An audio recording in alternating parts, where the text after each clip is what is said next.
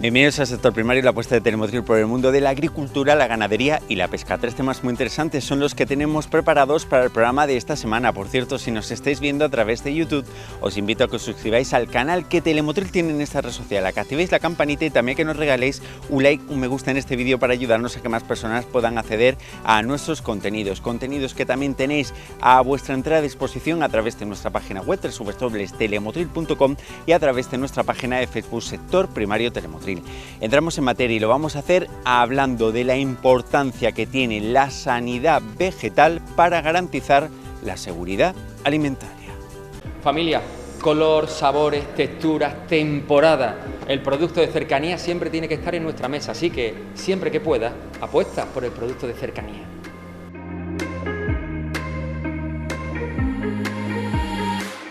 Bien, vamos a hablar de obviedades, como decía el delegado de Blue.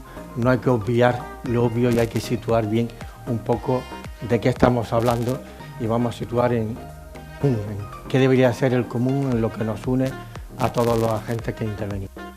Bueno, la seguridad alimentaria es un concepto que surge en los años 70, pero aceptamos la definición de la FAO de la seguridad alimentaria, ¿no?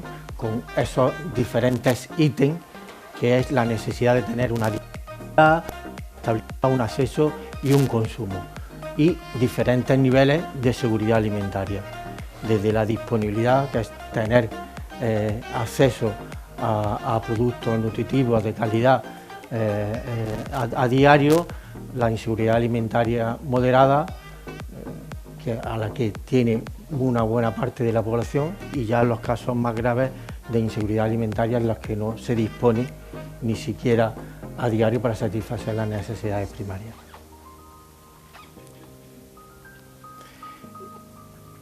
¿Cuáles son las causas de la seguridad alimentaria, los retos y las amenazas?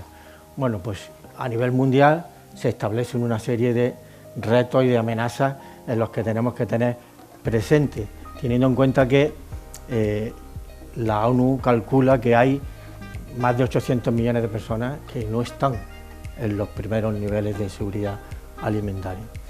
Y la previsión es que si se incrementa la población, en los próximos años alcance incluso los 2.000 millones de personas en el horizonte del 2050.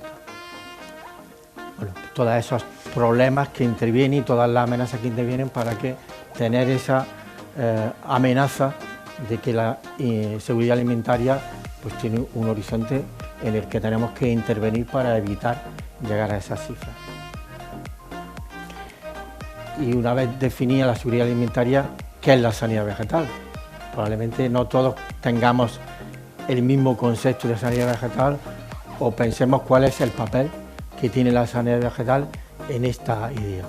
Bueno, pues la definición de sanidad vegetal, que estaría asociada fundamentalmente al uso de productos fitosanitarios, durante muchos años hemos pensado que la sanidad vegetal era cuánto y qué productos fitosanitarios.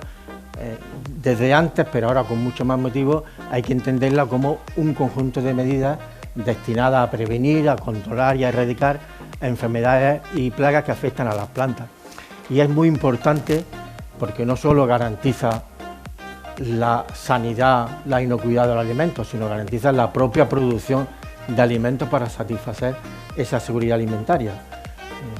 Primero hay que producir y tener alimentos suficientes y además que esos alimentos sean de unas características.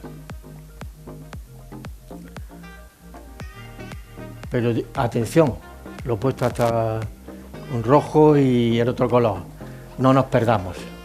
El desarrollo de esas actuaciones de gestión integrada no son solo para hacer frente a enfermedades y otras amenazas en los cultivos, también hay que extenderlo esto a las áreas verdes urbanas y a las zonas forestales.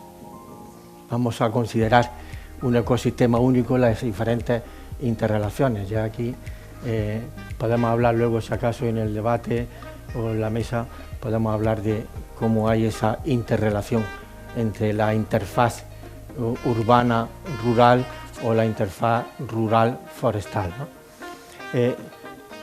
Hay que tener en cuenta que tenemos una gran importancia también productividad y un aumento de la rentabilidad, pero también la conservación del medio ambiente y otros elementos a los que la agricultura también aporta bienes y servicios ecosistémicos que debe seguir aportando.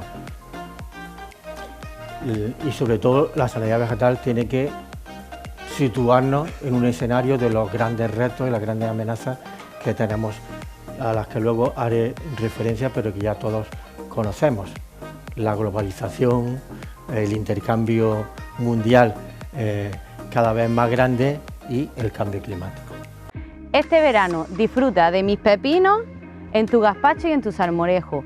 Consume producto español, consume productos de cercanía.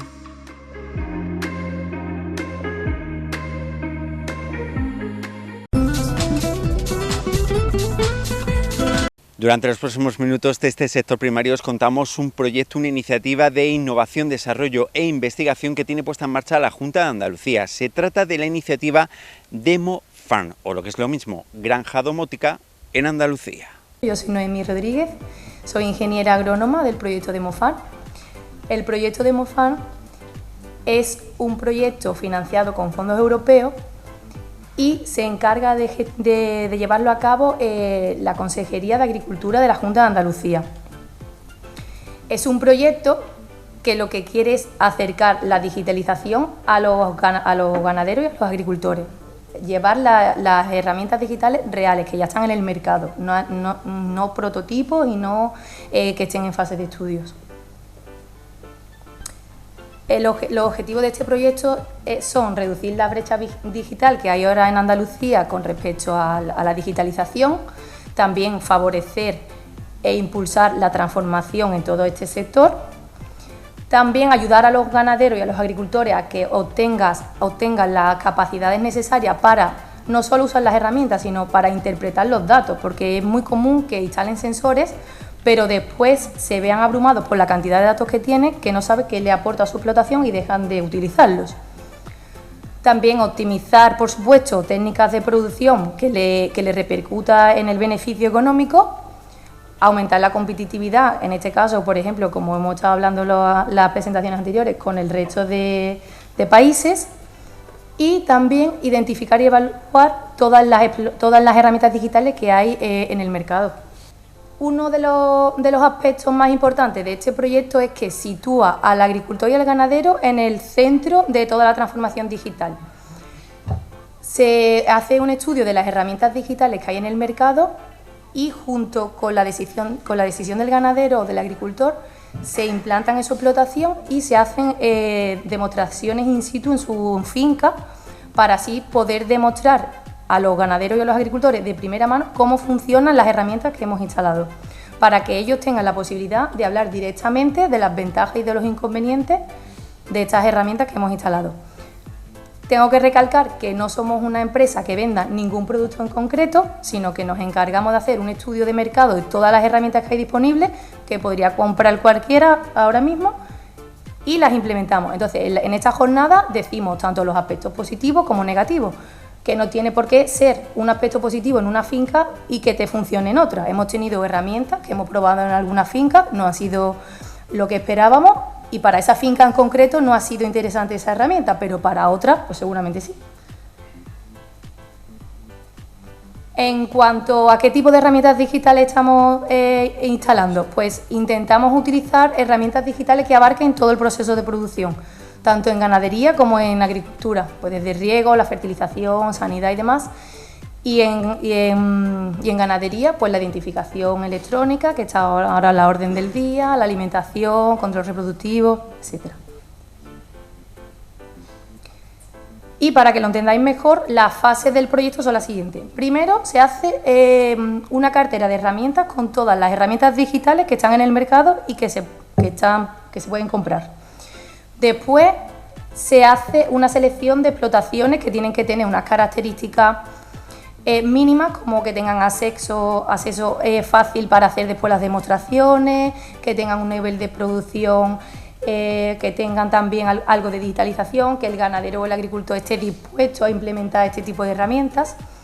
Se hace un diagnóstico inicial para ver qué nivel de digitalización tienen las explotaciones, Como sabréis, en agricultura la digitalización es mucho mayor que en ganadería.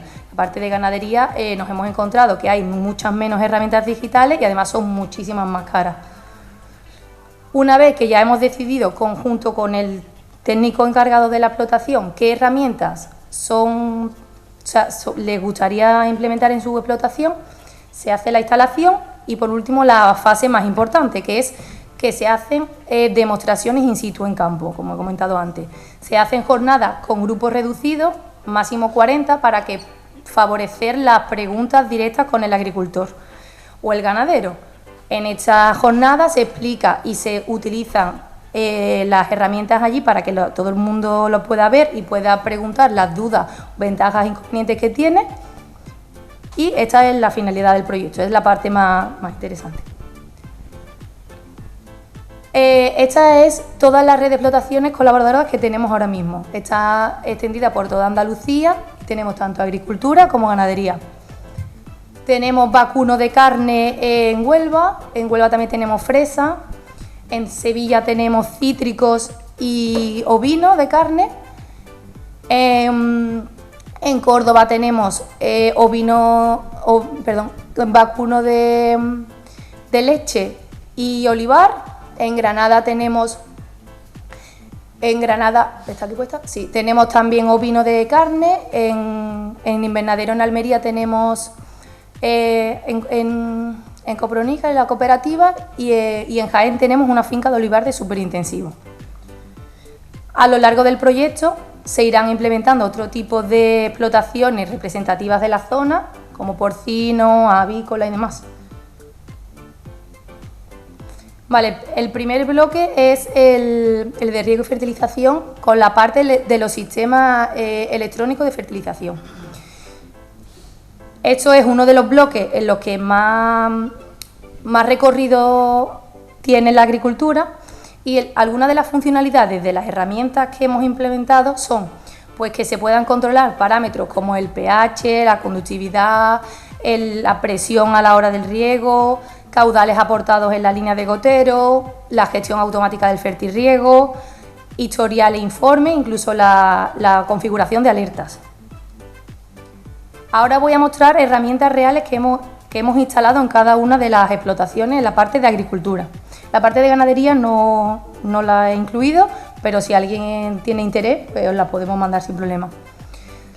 La primera herramienta que hemos instalado ha sido un transductor de presión que va en la línea del cabezal de riego, que es un aparatito muy simple y fácil de colocar, que te detecta la presión de riego. ¿Y esto para qué sirve? Pues sirve para ver si realmente se está regando lo que yo tengo configurado o lo que tengo planificado. Muchas veces no nos damos cuenta de esto hasta que vemos en campo pues, que hay un gotero suelto, que se ha inundado una parte o no se ha regado.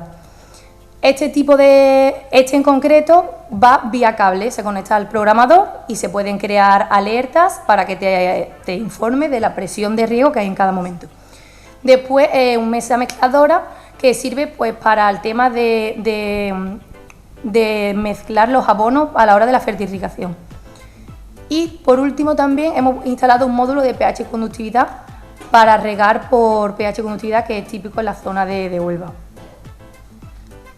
Esta sería la pantalla de visualización del primer sensor que he dicho, el de transductor de presión, ¿vale? Pues esta sería la pantalla y aquí se ve claramente como en esta finca la presión óptima de riego es de 4, ¿vale? Pues veis cómo hay en la parte de abajo una bajada, pues ahí le llega al agricultor un mensaje tipo WhatsApp: oye, que la presión de riego es 0, ¿qué ha pasado?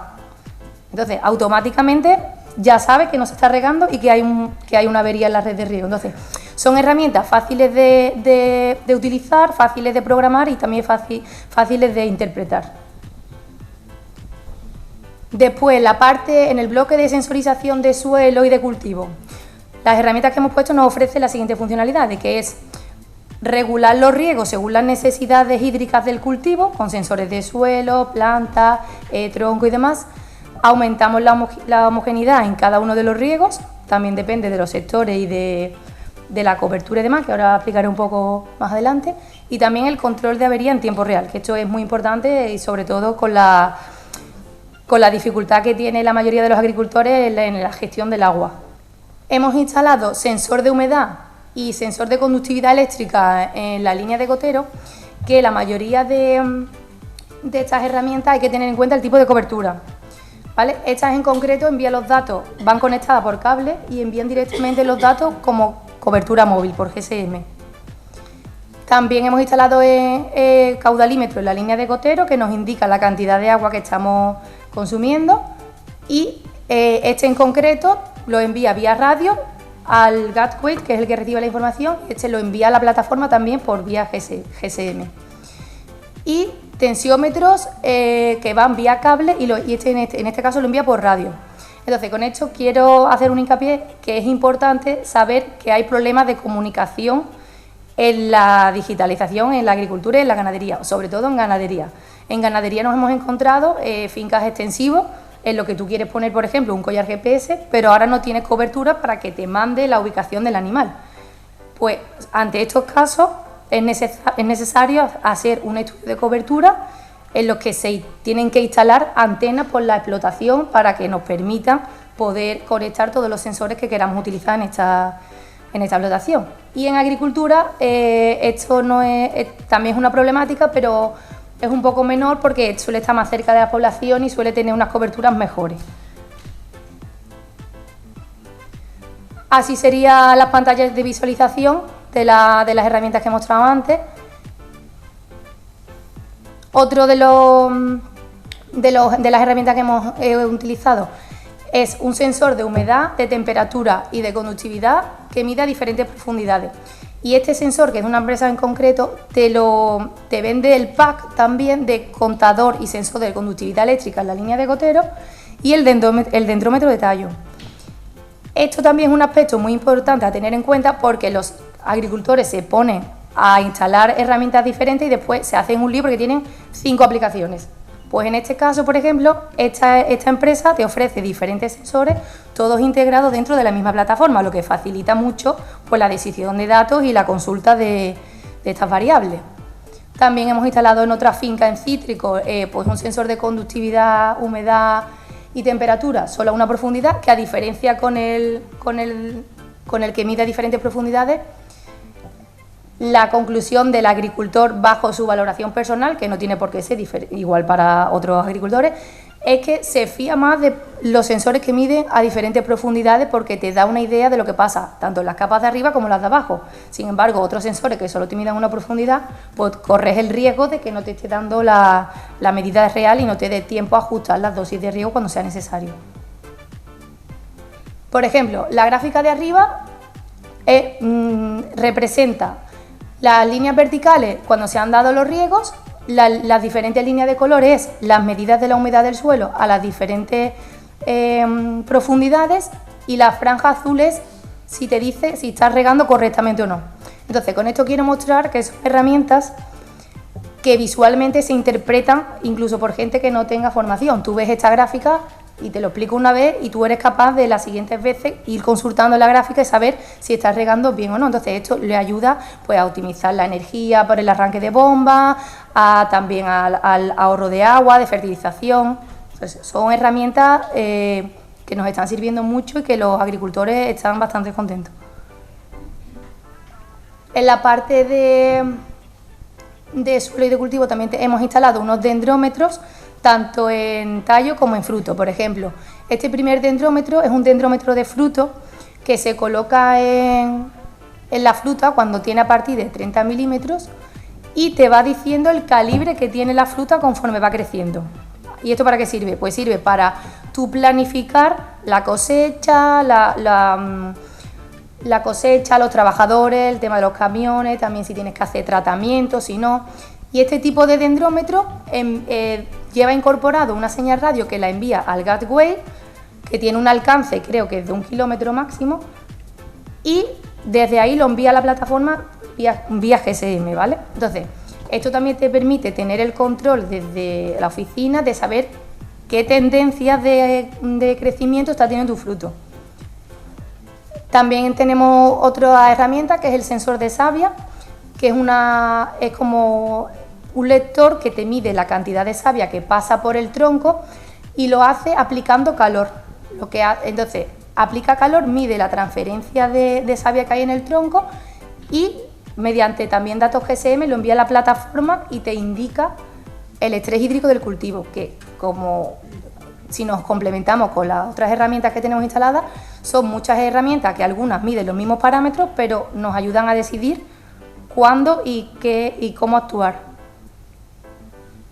Por ejemplo, la gráfica de arriba sería la de los dendrómetros, te indica el calibre de cada uno de ellos y también te registra la humedad y temperatura ambiente, las precipitaciones. Entonces, todo esto te da valores y parámetros que te ayudan a decidir y a planificar la cosecha. Y la pantalla de abajo pues te indica el sensor de savia, te indica el consumo real que está teniendo el árbol en cada momento, por si es necesario también ajustar la dosis de riego. Otro de los bloques es las plagas y enfermedades. Aquí hemos instalado trampas digitales, estaciones meteorológicas y también un robot que detecta plagas y enfermedades. Con todas estas herramientas, ¿qué conseguimos? Pues conseguimos adelantarnos a la predicción de las plagas y enfermedades, optimizar el manejo de la explotación, reducir los insumos en tratamiento. Por ejemplo, el agricultor que tenemos en cítrico, él cada año hacía un tratamiento preventivo por sí. Pues el año pasado se lo ahorró porque con la trampa que tenía, el monitoreo le indicó que ese año el nivel de incidencia de la plaga no era representativo para echar el tratamiento. Pues es un coste que se ahorra. También se puede hacer todo de forma telemática, no tiene que ir al campo y también se detectan plagas y enfermedades y la estimación de la producción gracias a las cámaras multiprestales que tienen los robots. Estas son algunas de las imágenes de las herramientas que tenemos instaladas. La primera es una trampa digital para la mosca del olivo. Esta trampa se alimenta de forma solar y envía los datos también vía móvil. Tiene una placa amarilla que es donde se queda pegado el insecto y enfrente tiene una trampa que con un algoritmo detecta la plaga deseada. La segunda trampa funciona exactamente igual, pero es para glifoides. Y las dos últimas imágenes representan otro tipo de trampa que es para la mosca de la fruta. Como podéis ver, lleva un rollo donde se quedan pegados los insectos con una cinta aislante, una cinta pegajosa que va girando, y en la parte superior tiene una cámara con el algoritmo que también te va detectando los animales. Entonces, esta trampa todavía facilita más porque no tienes que ir a campo a cambiar la pegatina donde se quedan pegados los insectos, sino que hace autolimpieza automática. Aquí podemos ver la pantalla de visualización de la trampa que he comentado. Tienes el historial de todas las fotos que va haciendo cada día y en un cuadrado verde te detecta cuáles son el insecto o la plaga estudiada. También te da parámetros pues, de humedad, temperatura, para que tú puedas hacer una correlación de la incidencia de la plaga y las condiciones ambientales. En cuanto a la estación meteorológica, pues una estación meteorológica típica que hemos colocado en el invernadero y en olivar, que mide la humedad y la temperatura del ambiente, la velocidad y la dirección del viento y la radiación solar y el pluviómetro. Los datos de la gráfica de las pantallas de visualización también son bastante intuitivos.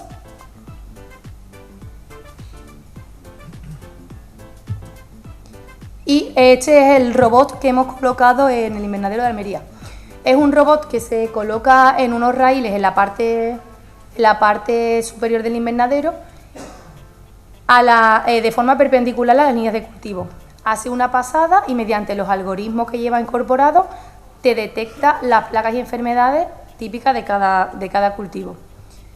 Cada robot está configurado para un tipo de plaga. No vale que pongas un robot y sin especificar qué plaga quieres que estudie. Esta sería la pantalla de visualización del robot. Te daría las líneas de cultivo y el nivel de riesgo de plagas o enfermedades que va detectando. Y el último bloque es la parte de la gestión de la explotación, los software y las plataformas satelitales. Con todas estas herramientas conseguimos pues, tener una consulta inmediata y desde cualquier sitio de todos los datos de la explotación, análisis de los datos que hemos recopilado, podemos hacer una evaluación de la rentabilidad, comparar diferentes índices de vegetación, también podemos poner notas georreferenciadas sobre si he visto alguna plaga típica en un punto en concreto, una avería o riego. También podemos hacer una zonificación que podemos después descargar y aplicarla, instalarla en el ordenador para hacer un tratamiento, hacer pronósticos de tiempo con datos y demás. Uno de los software de gestión que hemos instalado en una de las fincas es Oasis, que la principal ventaja que presenta para el agricultor es que se conecta directamente con el cuaderno de explotación de la Junta. Entonces, no tiene que hacer doble trabajo. Hay algunos cuadernos de explotación que te ofrecen registrar todos los datos de la explotación, pero después tienes que hacer doble trabajo porque lo tienes que volver a volcar en el sistema de la Junta. Entonces, este directamente se conecta y es oficial. Otra plataforma satelital que tenemos instalada es Equifarm, que es de las más completas que tenemos porque no solo te da los índices de vegetación de la planta, mediante índices pues te indica el vigor del cultivo, el nivel de clorofila, de nitrógeno, sino que también te permite gestionar trampas digitales, maquinaria, también empleados. Es una de los software más completos que estamos utilizando. También tenemos Graniot, que es otra de las plataformas satelital, que aunque tenga también funcionalidades como gestión de datos, pero está más enfocada a analizar los niveles de NDVI. Y por último, otra plataforma es Auramat, que también es en cítrico, que te dice el nivel de NDVI que tiene cada cultivo, y esto te permite pues, identificar plagas y enfermedades según el nivel. Si hay una parte más clara, pues te está indicando que la clorofila falla. ¿Por qué? Porque hay una plaga o hay déficit de riego, entonces se puede ajustar. Y por último, la parte de ventilación, que tenemos en los invernaderos sensor de humedad y temperatura, humedad y temperatura ambiente, velocidad y dirección del viento, radiación y demás, y una estación de control del clima, que todo esto hace, para el agricultor es maravilloso, que no tenga que ir al invernadero cada vez que detecta que tenga que abrir las ventanas. Para él era un trabajo que tenía que ir un domingo a abrir el invernadero, y ahora fácilmente desde su móvil le indica cuándo lo tiene que abrir y se abre de forma automática. Esta sería la pantalla de visualización, también fácil de interpretar. Y nada más, estas son nuestras redes sociales, que os invitamos a que nos sigáis, porque estamos dispuestos a hacer, estamos abiertos a hacer jornadas divulgativas a grupos cerrados. Hacemos jornadas con universidades, con cooperativas, entonces, que si estáis interesados en venir a visitarnos, cualquiera de nuestras fincas, nos avisáis y podemos gestionar una visita de forma particular y totalmente gratuita. ¿Cuántas veces hay tecnología en la finca, se estropea y ya nadie va a arreglártela? ¿Eso cómo va? Normalmente en nuestras explotaciones no hemos tenido ese problema. Cuando se ha averiado alguna herramienta, el proveedor ha sido directamente el que lo ha solucionado. De todas formas, normalmente el técnico, si es un poco espabilado y está atento, no le hace falta llamarlo la segunda vez, se encargaría él mismo. Bueno. Pero normalmente es verdad que los proveedores están muy atentos, porque además es una tecnología que ellos quieren que del boca a boca tenga comentarios positivos. No quieren que diga, pues sí, me lo instaló, nunca más vino, se me averió y no ha aparecido nunca más. Entonces, de momento se nos han instalado herramientas, por supuesto, siempre han estado atentos y lo han solucionado. Bueno, de todas estas fincas que hemos visto, ¿en cuál estás tú, Noemí? Yo estoy en la de cítricos, sí, de Sevilla, y en la de ovino, en Alanís, en Sevilla también, vale, y en Granada. ¿Y cuál crees, y te voy a preguntar a ti también, cuál crees que así mientras te dejo tiempo, cuál crees que se adaptaría mejor a la zona? No solamente en la zona de la costa de Granada, sino también según vamos subiendo hacia el interior de la provincia de Granada, cambia totalmente la agricultura. Claro, en Granada tenemos arriba en Huescar, donde se acaba ya Granada, pues tenemos ovino, y la verdad que es un contraste diferente de la parte de la costa a la parte del interior. Vale, y a ti te pregunto, de las que has visto aquí en las diapositivas, ¿cuál te ha parecido más interesante para aplicar ya aquí a la agricultura de Motril y toda la comarca? ¿Cuál? De las tecnologías que Noemí nos ha mostrado. Sí, que todas tienen aplicación y como tenemos una agricultura y ganadería variada, también tenemos ganadería aquí en la zona que parece que no, pues todas las herramientas se pueden aplicar siempre acorde a lo que quiera. ¿Pero te ha llamado alguna la atención especialmente? Ninguna en particular, todo Bueno, si no, eso que aquel que se ha quedado dormido, ese lo va a contestar, Este verano da sabor a tus comidas con Mis Pimientos. Consume producto español, consume producto de cercanía.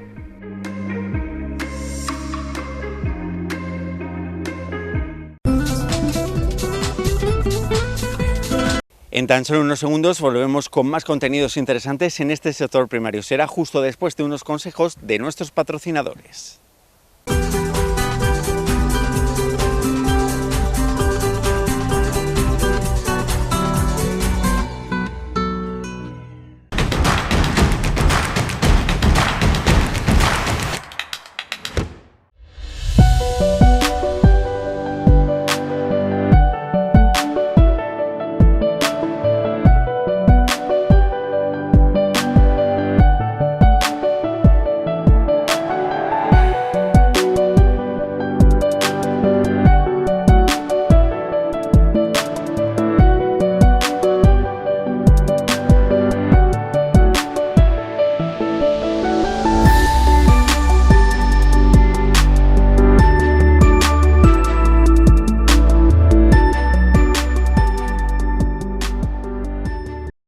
Natalia, Fernando, Irene o Juan son mucho más que asesores de banca privada y personal en Caja Rural Granada.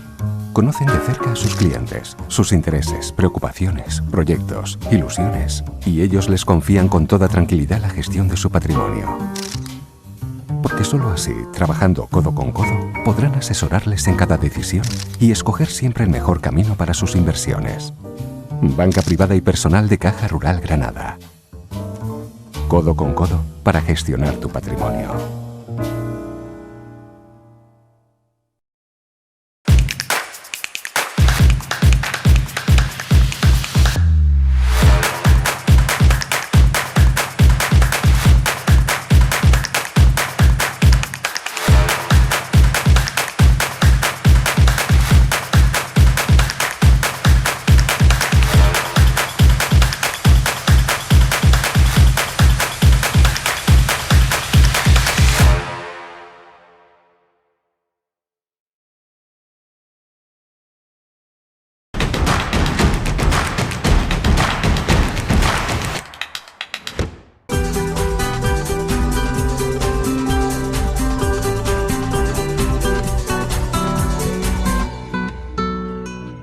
Ya estamos de vuelta, como siempre. Antes de marcharnos, afrontamos nuestro apartado de nutrición, en el que el médico integrativo de Naturalía en esta ocasión nos va a hablar de la importancia de los protectores solares en esta época del año. Hoy vamos a hablar del sol y el efecto del sol sobre la piel. Vamos a ver si es bueno o es malo, ¿no? Porque ya estamos prácticamente con el sol apretando por las 4 esquinas. Entonces sí que tenemos que tener una serie de conceptos claros. En primer lugar, que el sol ¿es necesario? ¿Es beneficioso? Sí. El sol hace falta. El sol es necesario para nuestro cuerpo, para nuestra salud. Yo os hablo como médico, ¿no? Entonces aporta muchísimos beneficios, como el refuerzo de huesos, el refuerzo de dientes, gracias al aumento de producción de vitamina D cuando nosotros tomamos el sol de una forma moderada. Ojo, cuando hablo de tomar el sol, estamos hablando de forma moderada. ¿Qué es para mí forma moderada? 5 a 10 minutos de exposición solar diarios, si es posible, en las partes expuestas, las típicas, los brazos, la cara y piernas, que ahora que empezamos a ir ya con bermudas, y o bien todos los días o 2 o 3 veces por semana. Eso sería suficiente para tener esa producción extra de vitamina D que nos permite nuestra piel producir gracias a la exposición solar, y que esto va a ser la base del refuerzo de nuestros huesos y nuestros dientes, ¿no? También es importante por el aspecto de la piel. Ahora vamos a ver más despacio, ¿no? No me refiero solo al aspecto de la piel estético. La importancia, que es lo que nos acucia hoy en día con la pandemia, del aumento de la inmunidad. Hay estudios, además muy bonitos, que hablan como personas que tienen una exposición solar, insisto, con cabeza, frente a otras que no tienen esa exposición solar, aumentan el número de las células de las defensas, el número de linfocitos, que nos van a defender de coronavirus y de bacterias y de todas las historias, ¿no? También ayuda a equilibrar el colesterol, baja la tensión, porque la exposición solar moderada produce una pequeña vasodilatación periférica de las arterias, y eso hace que los valores de tensión bajen un poquito, y eso para los hipertensos es muy importante. Protege, aunque sea un contrasentido, como ahora vamos a hablar, protege frente al cáncer. sobre todo frente al cáncer de colon y frente al cáncer de pecho. Ojo, insisto, una toma con cabeza, una toma de sol moderada. Hay estudios que nos contrastan, quitando todas las variables posibles, los países nórdicos de los países mediterráneos y quitando, insisto, todas las variables que puedan influir, pues se ve que efectivamente tienen un factor protector frente a este par de cánceres, ¿no? ¿Por qué? Simplemente por la producción de vitamina D, no tienen mayor historia. Aumenta la producción de vitamina D, que es un gran protector frente a estos cánceres y otros más, ¿no? Mejora mucho el estado de ánimo, también, ¿por qué? Por la vitamina D, pero además hay un factor de campos magnéticos, ¿no? ¿Por qué? Porque la luz son ondas. Entonces, la exposición solar nos permite el exponernos a unas longitudes de onda que nos hacen tener un estado de bienestar. Os voy a poner un ejemplo. Se han generado, ya se están comercializando unas fluorescentes que se llaman pantalla total, que son capaces de reproducir todas las longitudes de onda de la luz del sol. Y entonces, para tratar depresiones, tú te metes en una habitación con una pantalla de luz total, que es, insisto, que reproduce todas las longitudes de ondas del sol, para media hora todos los días para tratar las depresiones, con unos resultados muy buenos. También la exposición solar mejora el sueño. ¿Por qué? Porque los rayos ultravioletas, con moderación, insisto siempre, aumenta la producción de melatonina, que es la hormona del descanso, es la hormona del sueño. Nos equilibra la pineal, que es donde se produce esa melatonina. Mejora también la actividad sexual por el aumento de producción de testosterona y os voy a dar, hay muchos estudios al respecto de esto, protege de la esclerosis múltiple, pero vuelta a lo mismo. Los estudios que hablan de que la exposición solar protege de la esclerosis múltiple es porque aumenta la vitamina D, la producción de vitamina D. Y lo que os comentaba antes, ¿no? Los efectos sobre la piel. Efectos sobre la piel, ya sabéis que la piel hoy en día es un órgano diana del sistema emocional. O sea, hay muchas patologías sobre la piel que dependen del estado de ánimo que tengas en ese momento. Y lo mismo que en un momento dado una discusión con tu cónyuge o con tu pareja o con quien sea te puede dar una úlcera de estómago, te puede producir una gastritis, también te puede repercutir sobre la aparición de patologías de la piel. Entonces, la piel, la exposición solar, desde el momento que contribuye a un buen equilibrio psicológico, también esa exposición solar contribuye a un buen estado de salud de la piel. Y un buen estado de salud de la piel, cuando tú te ves al espejo y tienes una piel bonita, pues emocionalmente también estás bien, ¿veis? Se genera un pequeño círculo vicioso que hay que tenerlo en cuenta hoy en día. Activa la circulación, siempre que sea una exposición solar con cabeza, y favorece, sobre todo favorece en la piel, a nivel de piel, la síntesis de vitamina D, que no me cansaré de decirlo, y que a su vez esta síntesis de vitamina D permite un aumento de absorción de calcio, un aumento de absorción de potasio, con todo lo que comporta a todos los niveles, ¿no? Pero sí hay que tener en cuenta una cosa, es fundamental, que la piel tiene efecto memoria, el efecto memoria de la piel. O sea, que no es decir, vale, me estás diciendo, Miguel, que la exposición solar es mala, pero yo solo me voy a exponer durante 4 o 5 años al sol, que soy jovencito, jovencita, quiero estar bronce, quiero estar bien para pavonearme, ¿no? Sí, pero ojo, porque esto no es como cuando tú fumas, que igual estás fumando un tiempo, dejas de fumar y al cabo de 10 años tienes el mismo riesgo de padecer un cáncer de pulmón que una persona que no ha fumado. No, la piel tiene efecto memoria y la piel va acumulando. Igual tú has abusado cuando has sido joven, te has expuesto mucho y luego a los 40 o 50 años te aparece un melanoma. Y dices, ahí va, ¿y este melanoma, este cáncer de piel, por qué me aparece? Pues muy sencillo, porque ha ido acumulando y luego una exposición normal diaria, simplemente de ir al trabajo y volver, que te den la cara, como es un órgano unitario la piel de todo el cuerpo, pues puede justificar esa exposición de ir al trabajo, simplemente la gota que colma el vaso de todo lo que tú has abusado antes con una exposición indebida, una exposición que has hecho de forma malamente sobre la piel, ¿no? Entonces, claro, este efecto de memoria, estamos hablando de la aparición de cáncer, pero también estamos hablando del envejecimiento, de la aparición de manchas, de la aparición de alergias. Por eso es muy importante tener en cuenta este efecto memoria de la piel para hacer una exposición con unas pautas higiénicas de exposición, como ahora vamos a ver, y usar protectores solares es muy importante. El protector solar es importante utilizarlo, pero ya no solo por la zona que nosotros estamos en verano, sino que es prácticamente en invierno es importante que lo lleguemos a utilizar el protector solar. tened en cuenta que el bronceado, cuando tú te expones al sol, la piel se broncea. ¿Se broncea por qué? Porque hay un aumento de la producción de melanina por parte de los melanocitos, ¿no? Los melanocitos son unas celulitas que están dispersas en la piel, que se encarga de producir la melanina, que es el pigmento que protege la piel de la agresión del sol. Porque cuando está en demasía es una agresión. ¿Por qué es una agresión? Porque tiene una serie de rayos, que son los rayos ultravioletas, que nos pueden dañar. En primer lugar tenemos los rayos ultravioletas A, que son los responsables del bronceado, pero cuando abusamos de ellos, pues produce envejecimiento, produce manchas, produce pérdida de elasticidad, cuando hacemos una exposición indebida a largo plazo. Tened en cuenta que los rayos ultravioletas A no los absorbe la capa de ozono, cosa que sí ocurre con los rayos ultravioletas B. Menos mal, la mayor parte de ellos son absorbidos por la capa de ozono. ¿Por qué? Porque los rayos ultravioletas B son los responsables de que la piel se queme, de que produzca ese enrojecimiento. Cuando tú te expones de forma indebida al sol, que acabas como un tomate por la piel porque te has quedado dormido sin echarte un bronceador, un protector solar, pues rayos.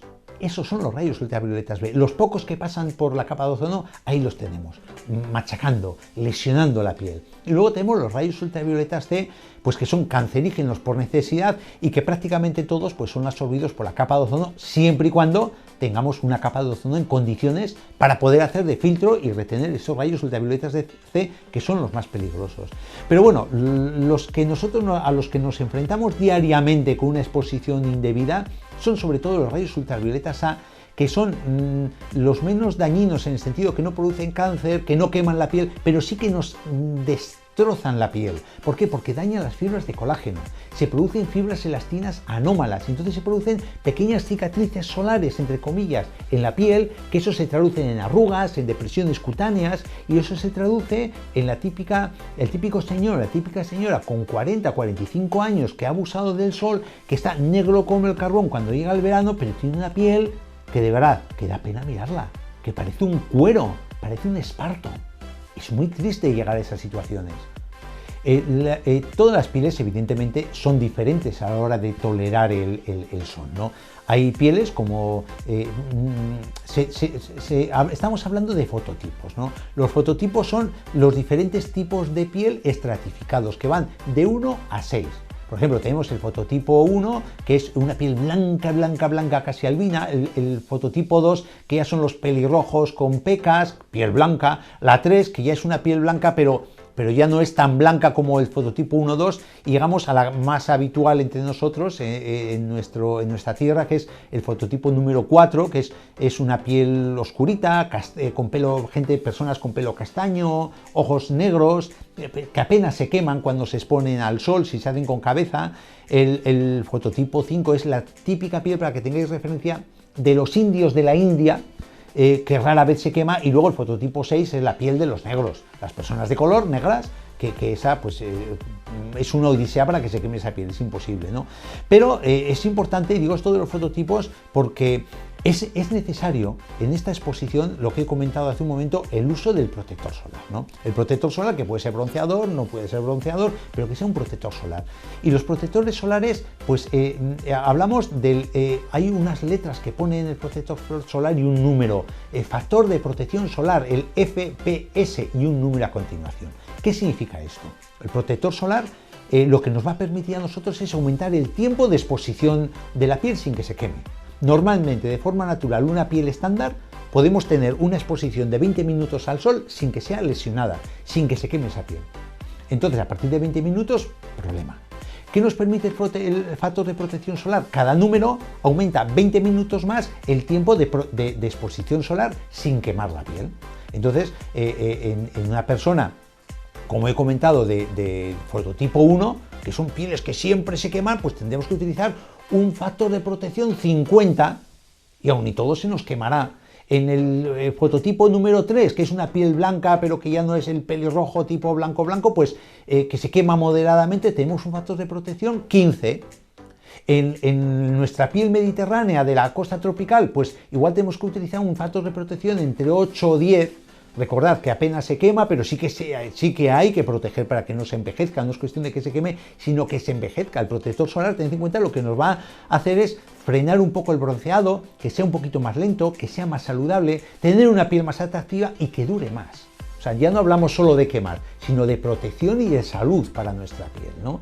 Entonces, insisto, que hay muchos fototipos y hay que personalizar el uso del factor de protección solar al tipo de piel que tengamos cada uno.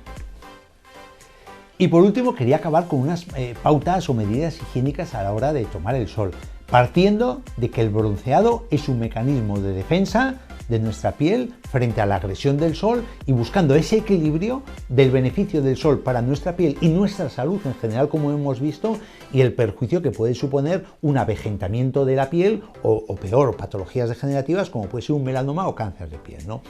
Dentro de estas medidas higiénicas, destacar siempre aplicar el protector solar 30 minutos antes de ir al sol, de exponernos al sol, de realizar la exposición.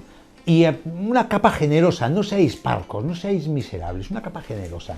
Extenderla por todo el cuerpo, ¿para qué? Para que nos vaya cubriendo, para que vaya penetrando un poquito, para que vaya haciendo capa y luego ya nos podemos exponer 30 minutos antes. Importante cubrir la piel olvidada. ¿A qué me refiero con esto? Pues detrás de las orejas, cuando se haga topless debajo del pecho en las señoras, la piel de la nuca. Son pieles que muchas veces pues no somos conscientes, nos echamos en la cara, en los brazos, el pecho, tal, y punto, y ya está, y ahí queda, ¿no? Estas pieles se queman también, y estas pieles pueden tener problemas, y una vez que nos echamos la protección tenemos que repetir cada 2 horas esa protección.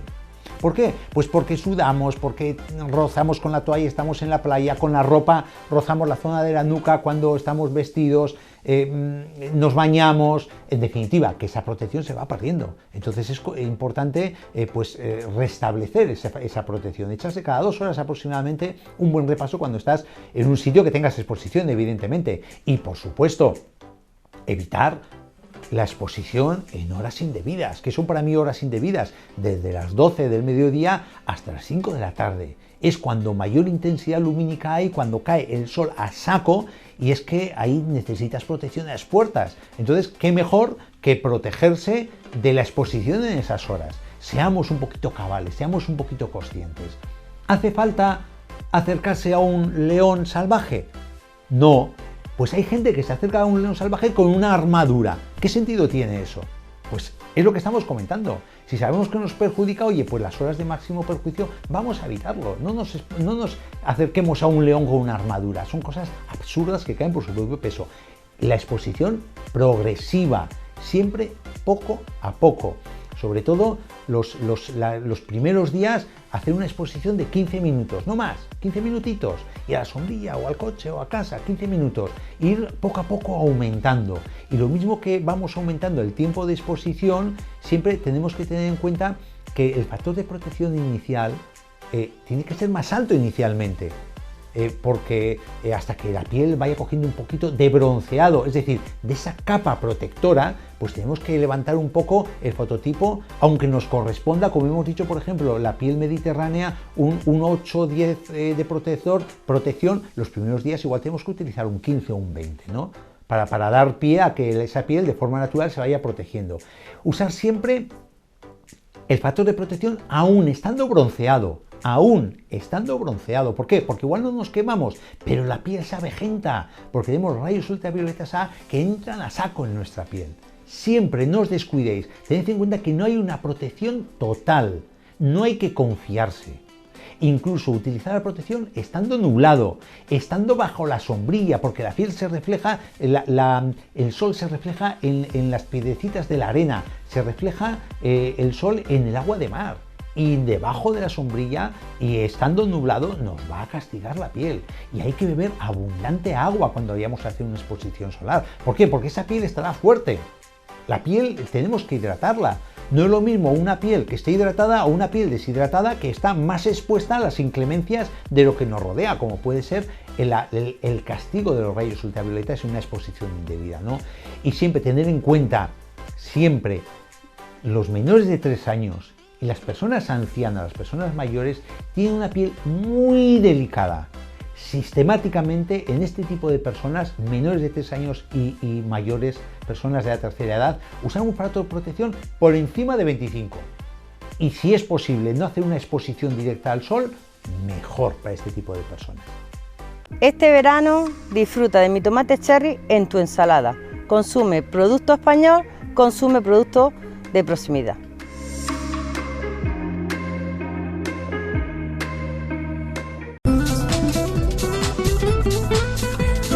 Es todo por el momento. En tan solo unos días volveremos con más temas relacionados con la agricultura, la ganadería y con la pesca. Será como siempre aquí en Sector Primario en Telemotril. Recordaros que podéis acceder al contenido íntegro de todos nuestros programas tanto en el canal que la Televisión Pública Motrileña tiene en YouTube, al que por cierto os invito a que os suscribáis, a que activéis la campanita y también que nos regaléis un like, un me gusta en este vídeo para ayudarnos a que más personas puedan acceder a nuestros contenidos. Contenidos que también tenéis a vuestra entera disposición a través de nuestra página web www.telemotril.com y a través de nuestra página de Facebook Sector Primario Telemotril. Como siempre os digo que seáis muy pero que muy felices y no os olvidéis nunca de seguir sembrando muchísimo optimismo.